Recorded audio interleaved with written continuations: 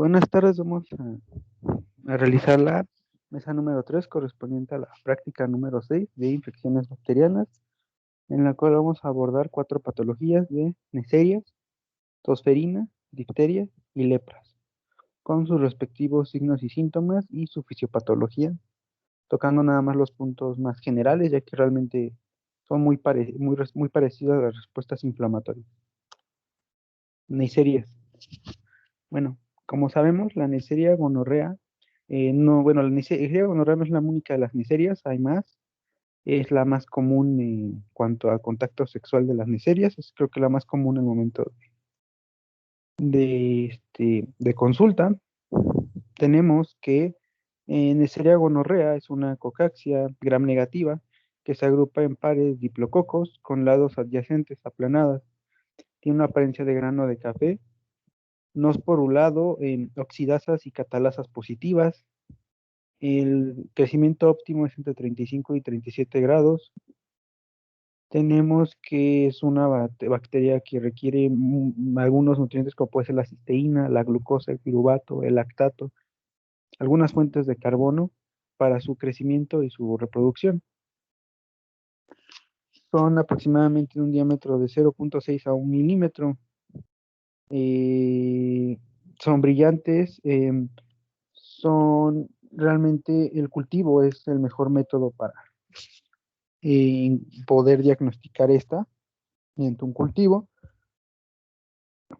Tenemos que por medio de algunas cepas es muy resistente a las penicilinas, fluoroquinolonas, sulfonamidas, tetraciclinas, los macrólidos, y también es resistente a las cefalosporinas. Son resistentes realmente a antibióticos de amplio espectro y antibióticos para pues, gram positivos, como serían la mayoría de las penicilinas o de los betalactámicos. Bueno, entonces eso es por un lado. Tenemos que es un patógeno geniturinario capaz de colonizar la superficie de la mucosa del tracto genital. A nivel puede adherirse a la superficie de los epitelios ureterales, endocervicales, vaginales, e incluso se puede adherir al espermatozoide. Células epiteliadas no ciliadas que recubren también las trompas de falopio. Entonces tiene una proteína en su superficie llamada pilina, la cual se encuentra organizada por un multímero en forma de una estructura capilar sobre la superficie de la bacteria. Se adhiere con eficiencia al tracto urogenital. Son muy infecciosas realmente el compartir el momento de la eyaculación, en el caso del hombre, en el momento de que la persona está infectada, el momento de tener precisamente sexo oral y el momento de tener cuando ya está alojado en la boca, en el momento de tener contacto vocal. Tiene una proteína, la proteína 1, que es un componente estructural, que se extiende por la membrana externa del gonococo, se encuentra en trímeros que forman poros en la superficie, con los cuales entra a la célula algunos nutrientes. La proteína 2, que es transmembranal y también participa en la adherencia de genococos para su fijación a las células del huésped. Y la proteína 3, que se conserva desde el punto de vista antigénico en todos los genococos y se relaciona con la formación de poros en la superficie celular. Bueno, tenemos que, más adelante voy a hablar del mecanismo por el cual evade, pero lo voy a dividir en dos, los síntomas de los hombres y de las mujeres. Rápidamente mencionar, del lado derecho tenemos una membrana externa, el peptidoglucano, la membrana citoplásmica, esta estructura gram negativa que lo ayuda con esta doble capa lipídica a poder evadir los antibióticos de origen para gram positivos realmente, entonces realmente por eso no pueden atravesar por esta doble membrana lipídica que se encuentra en la superficie. Como pueden ser, son dos cocos ahí fusionados. Es muy resistente a la mayoría de las penicilinas, como ya lo había mencionado.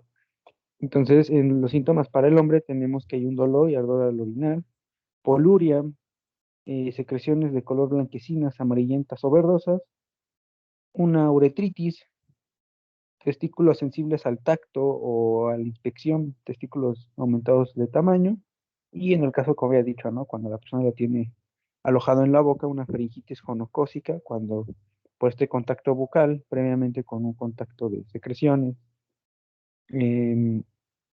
se contagia a la persona y pues se aloja en la mucosa bucal, que igual es húmeda como la podría ser la urogenital.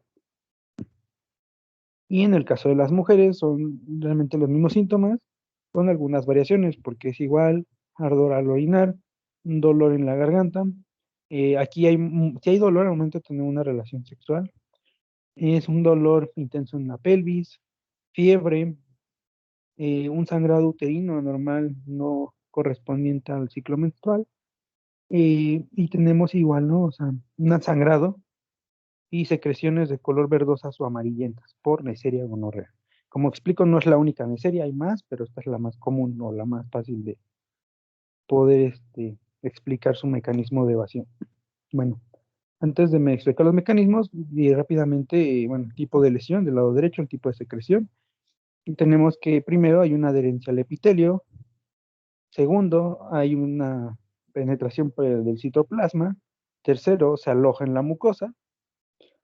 Después ya viene un mecanismo de resistencia a la fagocitosis, que, bueno, realmente tiene tres mecanismos. Se encuentra asociados a las células epiteliales, ya que al momento de que se trata de la bacteria ser inducida a la fagocitosis, usa estas proteínas, la que había mencionado, la uno 2 o 3 me parece que son las dos, las que la hacen para protegerse. Entonces, con esto, pues al momento de que se lo traga, el macrófago no puede llevar a cabo un estallido respiratorio con las enzimas que tiene por dentro.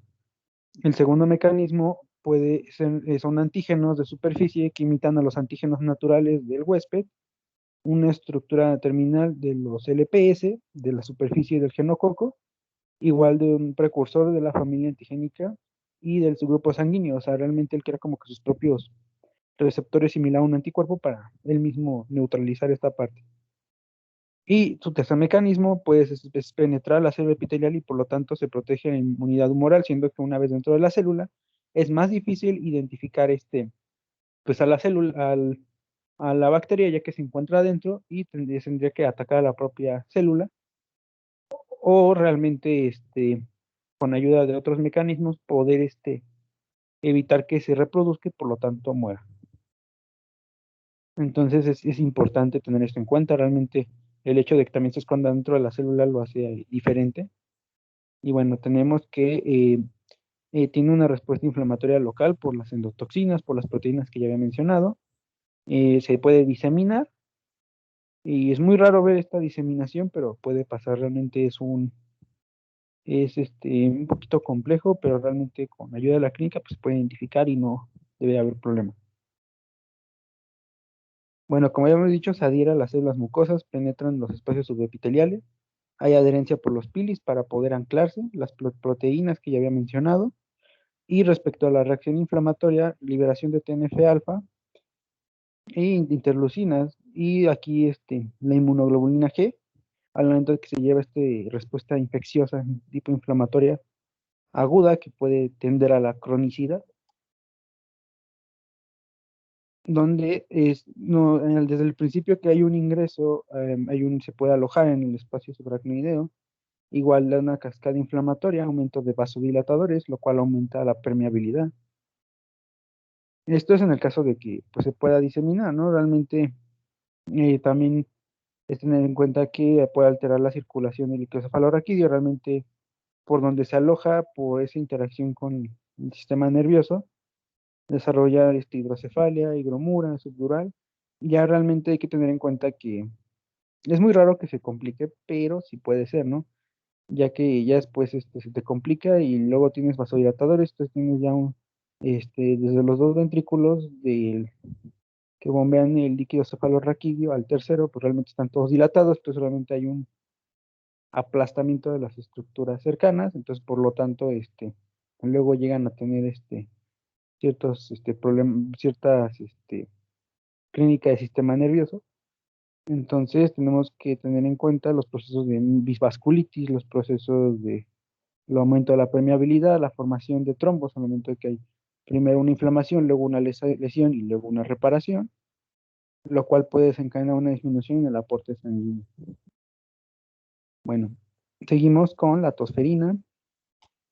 Tenemos que desde una primera fase, la tosferina, bueno, la dividen en tres. La primera es la primera fase o la catarral, que es muy contagiosa. No lo puedes distinguir realmente de una infección de vía aérea alta en las primeras semanas, 2 semanas de duración. La segunda fase o paroxística, que son accesos de tos paroxísticos, el número de accesos diarios de 5, entre 5 a 7 en formas leves, más de 20 en las graves, predominio nocturno, es muy, muy importante esto. Se pueden desencadenar por estímulos como el llanto, la risa, el estornudo, ejercicio físico, la alimentación, y pues los accesos pueden aumentar de intensidad durante 1 a 2 semanas, se estabilizan desde la segunda a tercera semana y van disminuyendo progresivamente. Y la tercera fase o de covalencia, los síntomas van remitiendo, puede durar semanas o meses, pero puede exacerbarse con otra infección respiratoria, otro patógeno oportunista. Entonces, muy importante porque realmente lo primero que se piensa es una infección de vía aérea alta y no de cualquier otro tipo, ¿no? Tal vez alguna alergia, alguna gripe, entonces realmente no es lo primero que se piensa, ¿no? Entonces también, ¿no? Son tos leves ocasionales, también hay las apneas, son pausas en la respiración, sobre todo en los bebés, y fiebres muy, muy bajas realmente. Bueno, son 3 fases. Dentro de la primera fase es la fase catarral, como dijimos, nada más para ir viendo los tiempos, dura entre 1 a 2 semanas. La fase paroxística en 1 a 2 semanas más, con accesos diarios de 5 a 7, con síntomas que van disminuyendo con predominio nocturno y con estímulos que van desde el llanto, la risa, el estornudo o el ejercicio. Y la última fase, que es la de covalencia, que van remitiendo durante semanas, pero igual, normalmente se contagian de otra cosa, se infectan de otra cosa, otro patógeno oportunista. Realmente puede ser cultivo para identificar este tipo de patógeno.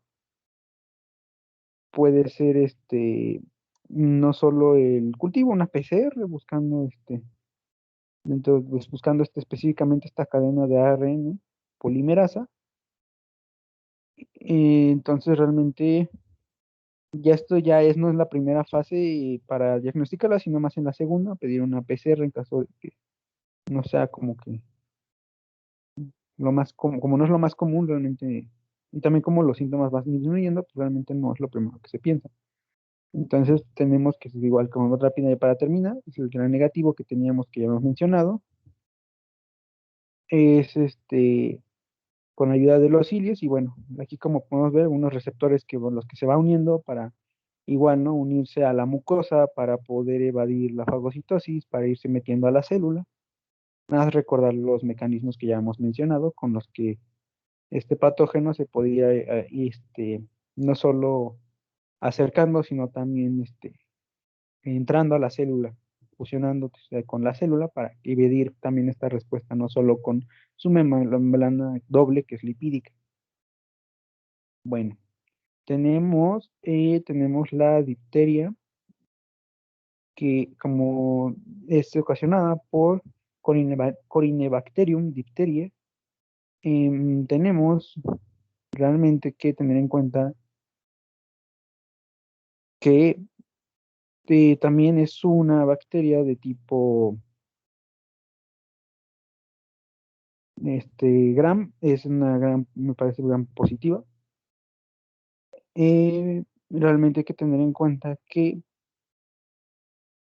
puede ser igual, es plemórfico con estructuras claviformes similares.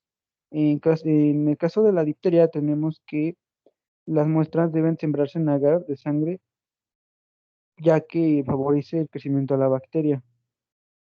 Puede agarrar una coloración gris con un centro negro.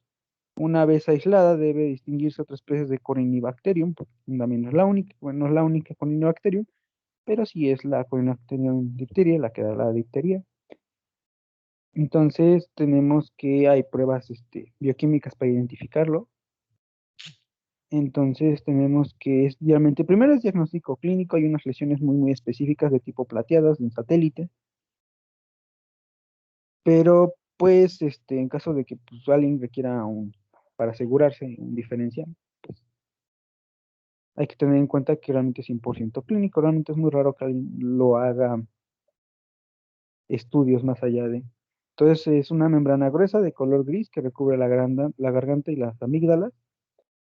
Son sonidos de ronquera, hay engrenamiento de los ganglios linfáticos, puede haber dificultad de aumento de hacer las respiraciones, secreciones nasales, fiebres, escalofríos, malestar general. Entonces realmente aquí es tratar de buscar este tipo de lesión plateada, como vemos del lado derecho, este agrandamiento en el cuello, como luego se puede ver, y es sobre todo en los niños luego se hace más, un poquito más común. Entonces se aloja en la mucosa respiratoria. Recordemos que ahí tenemos, digamos, nuestra mucosa, tenemos nuestro tejido linfático, entonces tenemos que causar una inflamación local, diferentes tipos de interleucinas, citocinas, especies reactivas de oxígeno y todo lo que forma la respuesta inflamatoria aguda. Entonces, secundaria a eso forma un coágulo denso de tipo necrótico de bacterias, células epiteliales, fibrina, que es el resultado final de la degradación del fibrinógeno en el momento de la reparación de las plaquetas, leucocitos y eritrocitos. Realmente hay un coágulo o sea, realmente no solo es bacterias, sino también son tejidos propios y también los glóbulos blancos, leucos pueden ser cualquiera, ¿no? Linfos, vasos, filos, neutros, eritrocitos, así pueden ser eritrocitos maduros o algún eritrocito que no estaba en formación, o sea, realmente te puedes encontrar de todo ahí. Obviamente ya en un estado de tipo necrótico. Y tenemos que forma una pseudomembrana adherente, color gris marrón, de difícil eliminación. Y en la mucosa se vamos a encontrar sangrante y edematosa, sangrada porque pues obviamente esta respuesta inflamatoria que puede tender a la cronicidad puede obviamente dejar dañando el tejido y al momento de que no hay un cierre este, como tal de la lesión, al momento de que hay un aumento de la permeabilidad de la membrana, pues bueno, va a estar en constante sangrado. Bueno, del lado derecho, este es un estocopo para que causa la faringitis, pero pues también podemos encontrar, en lesiones leves, podemos encontrar la imagen del lado izquierdo. Entonces realmente sí es una faringitis normal, pero pues a lo mejor en estados leves lo primero que vemos es esto y no pensamos en el momento en una difteria, y hasta que aparecen estas lesiones de tipo plateadas, pues ya, es cuando empezamos con esto, ¿no? Tiene su propia toxina, es la toxina difterica. Ya hemos mencionado la parte de arriba, cómo va entrando, cómo se aloja, igual sigue el mismo proceso que pues, cualquier enfermedad de vía aérea alta, llega a la mucosa, para que no lo reconozcan, se encapsula, se mete o evade la respuesta o no lo pueden fagocitar. Llega a un receptor en el cual, por medio de la toxina difterica, se va propagando y va causando la lesión de tipo plateada que ya hemos mencionado. Entonces tenemos que entra, y hay un proceso de invasión y multiplicación a nivel de las amígdalas y de la faringe, que es perteneciente pues, a la faringe.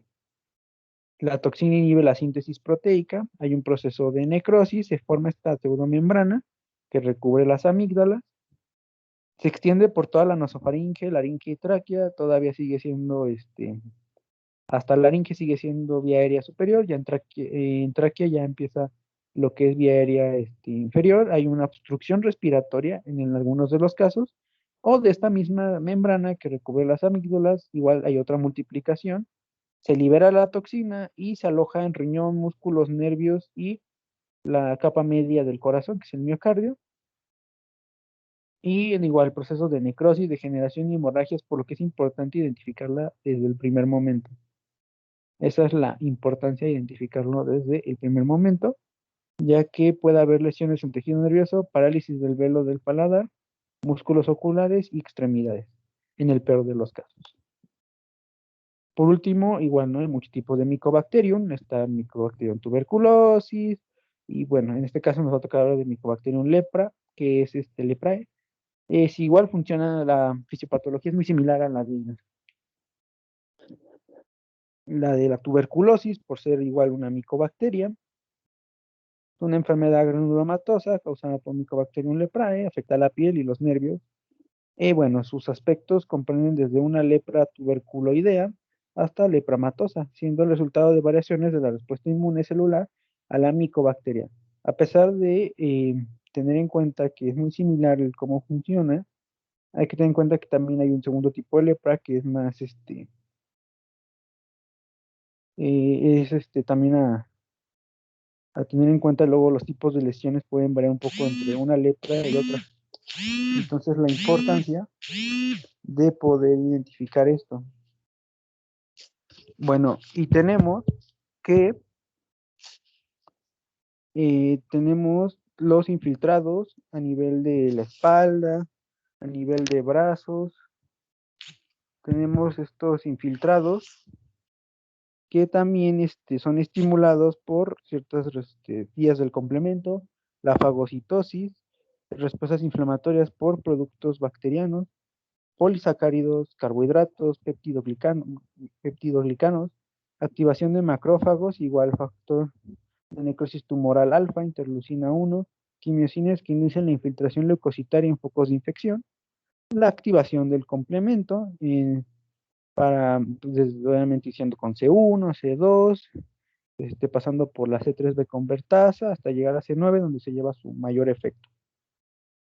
Entonces, ya una vez teniendo esto en cuenta, hay que entender que, pues obviamente, ¿no? Igual, las células dendríticas en esta respuesta de tipo innata frente a la Mycobacterium leprae en la piel y otras superficies epiteliales, como la mucosa nasal, pueden ser el primer punto de encuentro con la micobacteria. Entonces, se encuentran que hay que identificar obviamente los factores de histocompatibilidad para identificar lo propio de lo ajeno, de clase 1 y clase 2, para este tipo de respuesta inmune. Entonces aquí la vemos en la imagen, es una Mycobacterium leprae, es un ácido alcohol, bacilo ácido alcohol resistente, muy similar igual que la tuberculosis. Esta es una tinción solo por Ciel-Nielsen, el tipo de tinción por el que se puede ver. Si usamos tinción en gran no vamos a poderlo ver, pero por tinción de Ciel-Nielsen sí los vamos a poder. Y bueno, la respuesta que ya las había mencionado es la respuesta inmune que ya se había mencionado, de las vías del complemento, las interleucinas y eso. Ya nada más para completar lo que ya había mencionado, son peptidoglicanos, son ácidos lipoteicos, la endotoxina lipopolisacárido de bacterias de gram negativas, glicanos,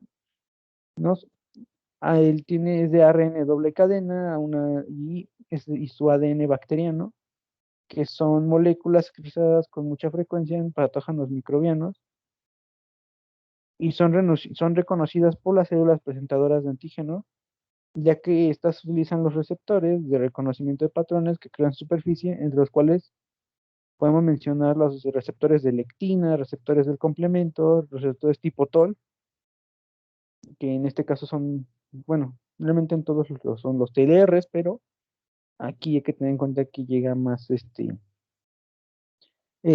sea, yo creo que de todos es el principal. Normalmente es el principal, pero en este caso, yo lo encontré más, más menciono el TLR y por eso no lo estuve repitiendo en las otras, fisiopatologías. El óxido nítrico, que es un radical libre, dentro de la respuesta inmuninata, dentro de la producción elevada de este óxido para la respuesta inflamatoria aguda. Obviamente, ¿no? Interleucina 3, factores factores estimuladores de colonias, TNF-alfa, TNF-beta, interferón alfa, es una respuesta de tipo TH1 secundaria a la producción de la interleucina 12. Y así es la respuesta, ¿no? Realmente, como podemos ver, es cómo entra la célula, cómo es esta función de esta micobacteria, cómo son estas capas lipídicas. Y bueno, eso sería todo.